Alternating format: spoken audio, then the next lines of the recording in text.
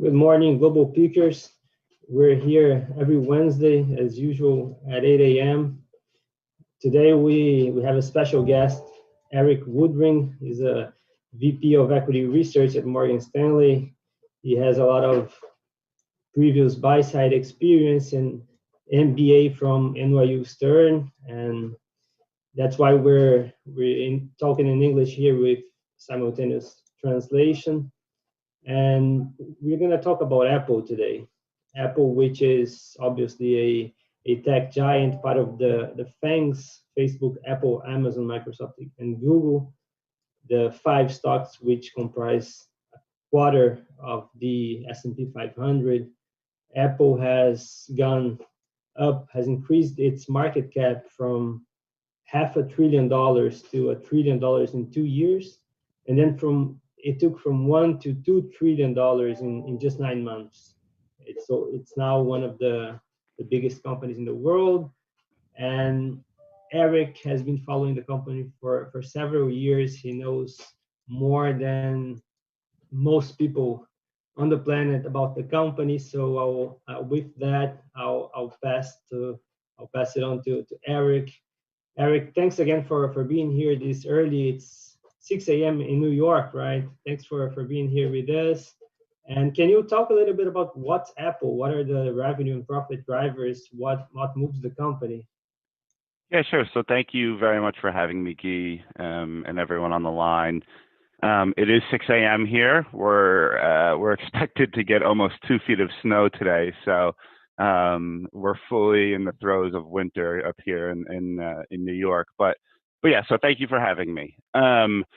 So Apple, like you mentioned, a $2 trillion market cap company. You know, we have been overweight Apple for over 10 years now. In other words, recommending that you buy Apple shares. And really, if I boil it down to something that's most important, is Apple is the one platform in the world that captures your time in ways that no other platforms can. And I said this when I joined you last time, and that is, you know, I have an iPhone, I have an iPad, I wear my AirPods into work, I'm wearing my Apple Watch right now. Everything that I do when it comes to interacting with technology is done on an Apple device. That means that I'm more prone to update my Apple devices more so than other devices that you may own. And ultimately, that means very high retention, very low churn, and an increasing kind of trajectory curve that over time, the longer I stay on the platform, the more I spend on Apple. That has proven true. In 2010, Apple generated $65 billion of revenue. We believe that in the next 12 months, Apple will generate $334 billion of revenue. It's unprecedented, quite frankly. But if I just talk about right now, you know, that's kind of the bigger picture. But why own Apple? You know, it's a few reasons. One is this ecosystem story, like I just mentioned. They have products that capture all of your time. You upgrade them faster than other devices. A second reason is, you know, Apple just came out with the iPhone 12. It's a 5G iPhone. It's the first 5G iPhone that they've had in history. I read a stat yesterday that 5G technology is one of the fastest adopted technologies globally ever. There are 229 million people in the world that have adopted 5G connectivity as of the end of the third quarter of 2020. That is faster than 4G, that is faster than 3G, that is faster than 2G. So this is a really popular technology. The iPhone is really obviously a popular product. And what we see is this force of the ecosystem combined with a really strong year of the iPhone coming together. And I was just looking at our model. We model 22% revenue growth in fiscal year 21. That's the fastest revenue growth since 2015. We model all 5 of Apple's segments, the iPhone, the iPad, Mac, wearables, and services, all growing double digits year over year in 2021. I'm looking at our model that hasn't been done since at least 2010. and so it's kind of we're approaching somewhat of an unprecedented year where kind of everything is firing on all cylinders. You have all of the products that are working well. You have an iPhone cycle that should be very strong. Apple is returning, or I should say buying back $20 billion of cash, $20 billion of stock a quarter, reducing their share count by 6% every year. Ultimately, that means you're going to have 30% year-over-year EPS growth. That's worth paying up for in our mind. Apple is an expensive stock, but again, this is a stock that people need to own. This is a stock that people need exposure to, whether you're a retail client or an institutional client. And so, we think the next 12 months for Apple are really going to be something that you haven't seen before clearly in a number of years. And so those all contribute to kind of why we, in our space, it's our top hardware pick, but obviously Apple is such a renowned overweight among global investors. Perfect. And I have a question for you. I'm interested in learning about your perspective on valuation, because I know it's one of those stocks that keeps getting expensive, and it will continue to get expensive. And we know that it's been driving EPS growth like the other tech companies for at least the last decade. It's what's been driving EPS growth for the index, for the S&P 500, and for the world. So what makes you think that Apple, it's been up 75% year to date, 360% over the last 5 years? Isn't it now too expensive? What's the multiple look like? Yep. So it is expensive. But as with most good things in life, you need to pay up for them. And so the way that I think about it is, or the way that we think about it is, 5 years ago, Apple was viewed as a cyclical hardware company, meaning it would ebb and flow with product cycles. That's not necessarily the case anymore. Like I mentioned, it's an ecosystem, just like Google is an ecosystem, like McDonald's is an ecosystem, like Procter & Gamble is an ecosystem. You come to the brand and you stay with the brand. Those stocks right now trade between, call it 28 times and 30 times free cash flow.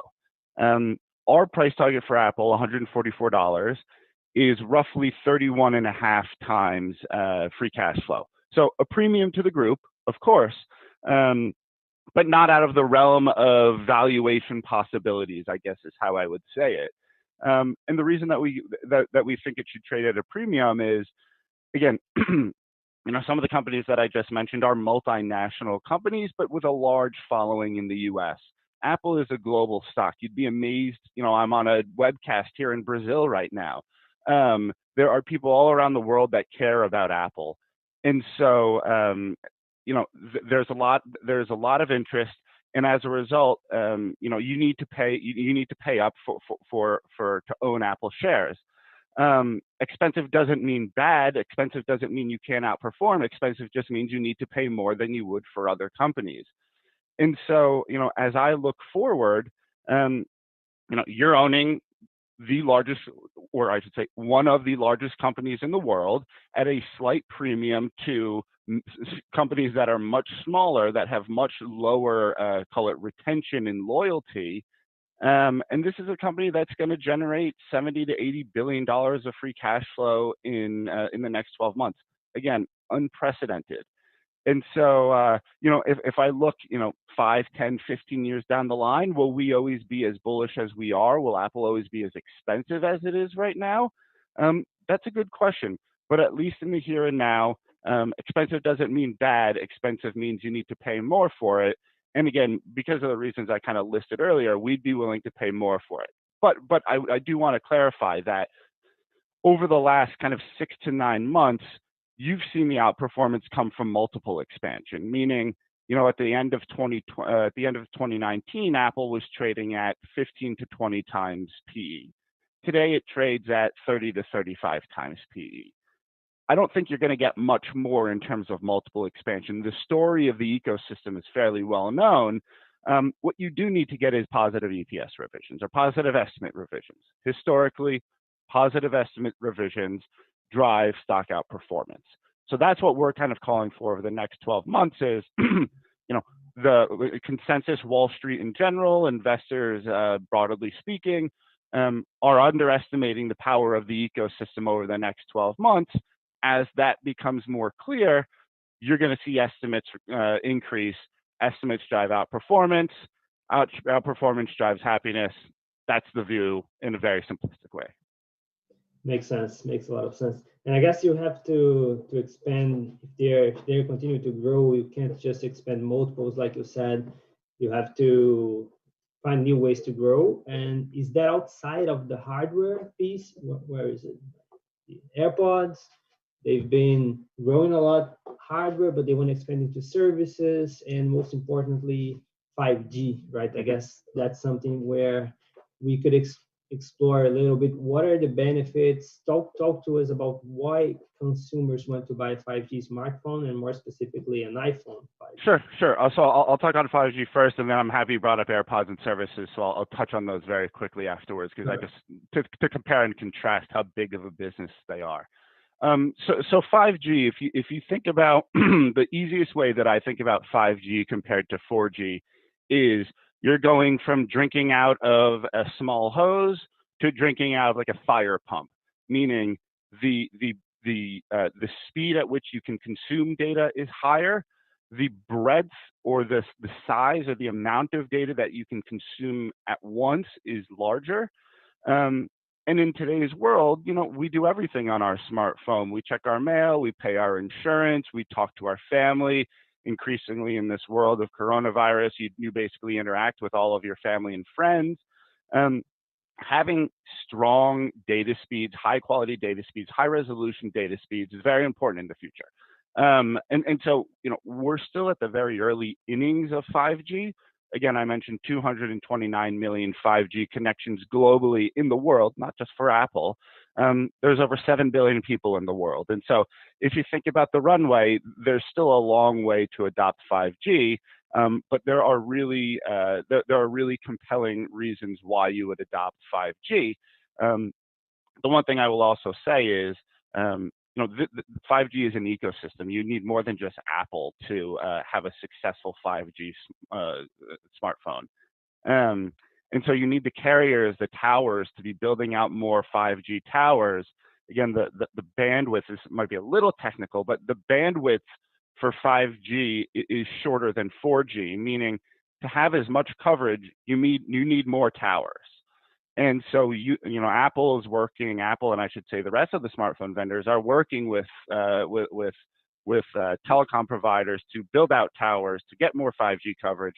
That will come over time. And so 5G might not be the most powerful, or maybe you might not be able to recognize the full power of 5G today, but in 1, 2, 3 years down the line, 5G will be as pervasive as any mainstream technology, and ultimately help us kind of connect and use data to the highest capabilities. That's my pitch on 5G. Just quickly on services and AirPods, because you brought it up. So AirPods, where are my AirPods? Have the same thing right here. They just came out with the AirPods Max last week, which are overhead earphones. $550 US. That's a lot to spend, but someone's going to spend on it. So just a quick little fun stat. So if AirPods was a standalone company, AirPods would be the 162nd biggest company by revenue in the US. They would be bigger than McDonald's, for example. AirPods are 6% of Apple's revenue. So that should show you how big Apple really is, okay?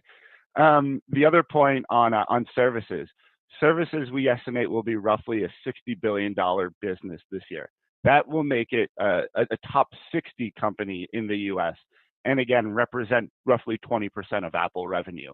And so we're talking about these massive businesses within this ultimate conglomerate that is Apple. And it's funny when people talk to me about covering Apple, it's a hardware company, it's a services company, they do payments, they do streaming TV, they do streaming music, they do phone insurance. it's like covering 10 different companies at once. So the size and the scope and the scale of Apple is just really unprecedented. And so I thought I'd throw those out just to have a little fun this morning. It is, yeah. And just unfortunately, we're not going to have time to cover everything we wanted. I could keep you talking here for 5 hours. I mean, I've met very few people that follows Apple as in depth and for as long as you do. But let's move on to the next topic. Otherwise, Yep. we're not going to cover some of the main points here. So just to finish on growth, right? You mentioned that you see 5G. They're clearly expanding into the service ecosystem. Where should we look for growth going forward? And even is there anything else that is not on many people's radar that could be Yep. a huge source of growth going forward? Yeah, so again, so just over the next 12 months, we think that you're going to get strong growth across all of their businesses. You have 5G for the iPhone, you have work from home demand for the iPad and Mac. We talked about AirPods and the Apple Watch, and then services, of course. And so in the near term, you're kind of going to get a broad array of growth.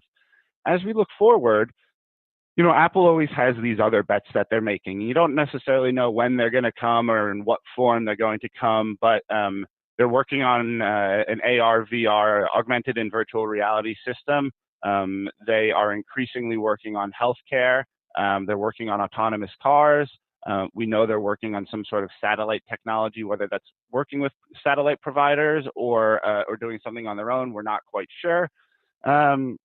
But there are several bets in the future. And so outside of kind of what we've talked about here, their current portfolio, there are other bets that they're making.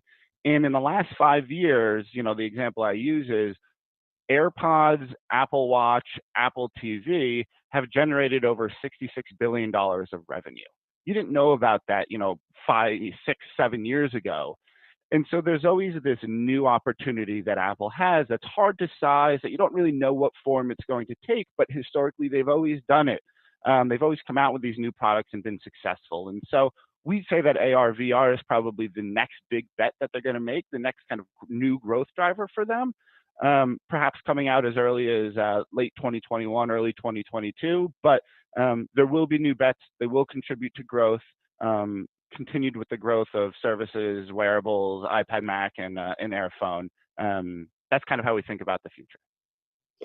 Let me pick up on some of these leads here because I think this is very important. This is why people buy the stock, right? When you're looking forward, exactly. Where is growth coming from? So let's do a lightning round here. See how many questions we can fit in. Perfect. So you mentioned healthcare. Healthcare, and I've seen Tim Cook say that he wants healthcare to be Apple's biggest contribution to humankind. Yes. Could healthcare be a huge profit driver for Apple, and is that what time frame are we looking at? Yeah. So in the U.S. alone, there's over $1 trillion of wasted spend in healthcare. It's due to a lack of interactions between providers, consumers, insurance companies. So there's a clear opportunity to capture that value. The question is how. I don't know, quite frankly, right now. Wearables is kind of the near-term opportunity for them, meaning you sell a health and fitness wearable. It helps you, it helps you as the consumer make sure you're tracking yourself and make sure you're as healthy as possible. That means lower insurance premiums. That means more dollars in your pocket as a consumer, and more dollars in Apple's pocket as the provider of the wearables. Going forward, capturing that $1 trillion, I'm not quite sure. They haven't really come out with a roadmap to monetization. We wrote about it early last year. It's a good question. There are a number of ways that could ultimately happen, but it's down the line. That's 3 to 5 years down the line, and they'll continue to build out their software and services related to healthcare. In the near term, though, it will remain hardware, but we'll see where it goes. Got it. Perfect. And then you also mentioned virtual reality. Why are you excited about augmented and virtual reality? I know there's a lot of applications, including for games. That could be the next big trend for gaming and so on. Tell us a little bit more about that, please. Yeah, and I'll tell you, maybe 9 months ago, I wasn't all as excited about AR and VR as I am today. You know, what changed is you're right. It has been kind of a technology for gaming. You know, here in the U.S., you can use it as you can use your smartphone essentially to look into your room and kind of measure to see, hey, does my couch fit in this corner, or something like that. That's cool. That's really interesting. It's new. But what AR VR really will be in the future is it's almost the future of communication, and it's a bit eye-opening to say this, but if you think about the movie Star Wars, where you're talking to hologrammed individuals, that will be the future of AR and VR. You'll have glasses that you'll be wearing, and instead of us communicating through Zoom, you'll be able to see a hologram of me in front of you, real life me talking to you, interacting, eyes tracking with each other.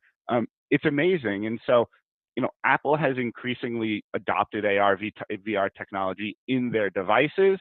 There's a LiDAR scanner in the newest iPhone 12, iPhone 12 Pro. What they'll come out with eventually is a full system, meaning glasses that's tethered or a network connected to your smartphone that has services that comes along with it. Apple glasses, that's what they're going to call it. It'll take many iterations before I'm standing in front of you as a hologram, but nobody in 2007 understood that the iPhone would be as significant as it is today. And so we're taking steps. Every year there's greater adoption, but down the line, think of AR, VR as the next communications technology. It's Facebook, it's texting, it's Zooming, all combined into one. Next time, hope we can do this by hologram. I think they could actually leverage this a lot for Star Wars. Anyway, so next question is let's talk about processors. Apple has started to make its own chips, its own processors, and that's bad for Intel, obviously, who used to provide that type of piece for Apple. What are the risks? Do you like the move? It's a bold move. Is it going to work for them? Yep. So just to give you a very, very quick history, historically, Apple had relied on Intel Intel and others for chips across all of their products. Slowly over time, they have in-housed that. And so the iPhone is run on ARM architecture, but it is designed by Apple engineers and produced by Taiwan Semi out in Asia. iPad is the same thing. AirPods are the same thing. Really, the last product that doesn't have an Apple-designed chip is the Mac, and now that's changing. They came out with the M1 chip. We think it can be a real differentiator. It's faster than Intel chips. It's more energy efficient. The new MacBook Air has 20 hours of battery life. It doesn't have a cooling system. These are all really, this is all new to the PC world. And so this step in creating the M1 chip is really the final step for Apple in creating their own in-house designed processors for all of their hardware products. That means that nobody else that sells hardware is using the same chip that Apple uses. Ultimately, that becomes a differentiator. So whether it's the iPhone or what we're talking about now with the Mac, nobody can replicate what Apple is doing, and that leads consumers. Again, most consumers don't necessarily know about processors. They don't go to their store and say, "I want the best processor." But what they do know is speed. And when Apple says, our notebooks are, I'm making this number up, but 3 times faster with twice as long battery life, that kind of catches your attention. That leads to purchases, that leads to customer stickiness and retention. That speaks to the ecosystem that I said before. So it's all part of making this ecosystem stronger over time. This is the last step that they needed to take with the Mac. Got it. Fully agree. Right. And then next thing is something that I think is positive for Apple is the trade war with China easing and cooling down. So that means a better environment for production that comes out of China, and also for sales that, China is a significant market, obviously, with, the new administration in the US and so on, with trade war easing. What are your views on that? Yeah, so I would say it's we need to see kind of what the new U.S. administration really thinks about the U.S.-China geopolitical relationship. Clearly, they are going to not be as aggressive as our former administration. Generally speaking, like you said, that is a positive for Apple. They are the poster child for a U.S. company manufacturing in China. What could that ultimately mean?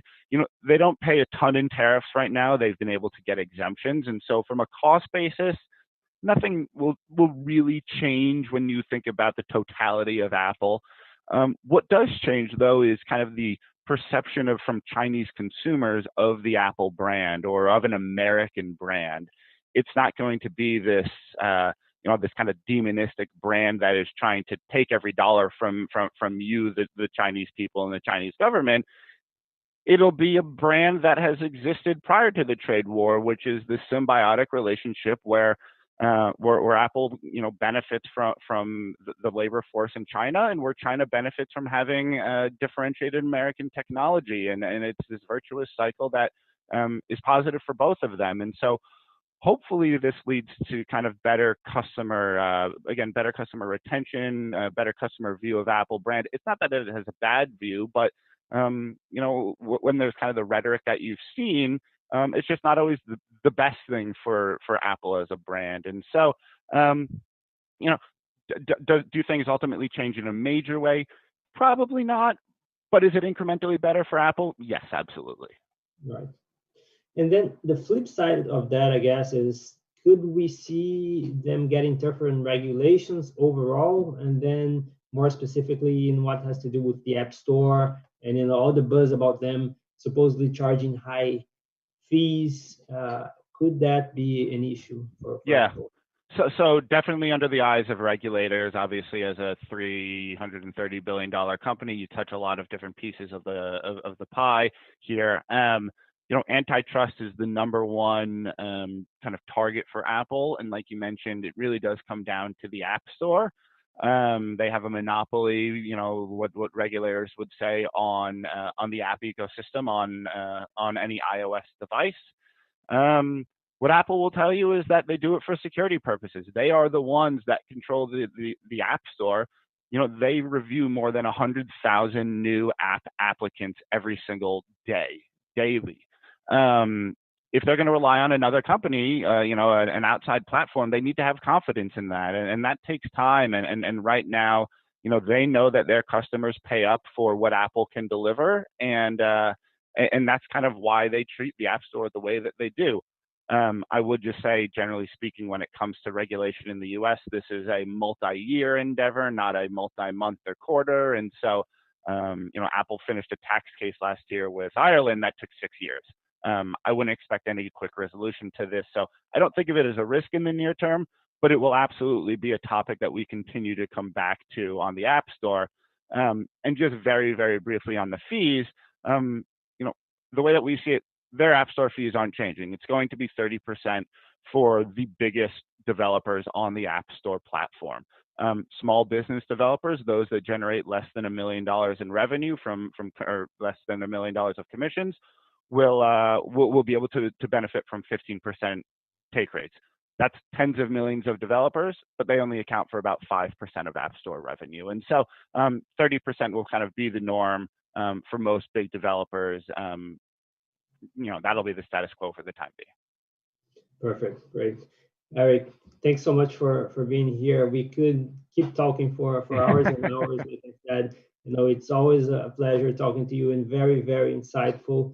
You obviously know a lot about the company, and appreciate you being here. I hope you'll come back at some point, maybe in holograms or maybe not. But with that, I'll pass it on to you. Awesome. Thank you very much for having me, and I always enjoy being with you. So hopefully one time we'll do it in person. Yeah, definitely. After the world comes back to normal and everything else. Exactly. Well, thank you, and thanks for everyone who watched.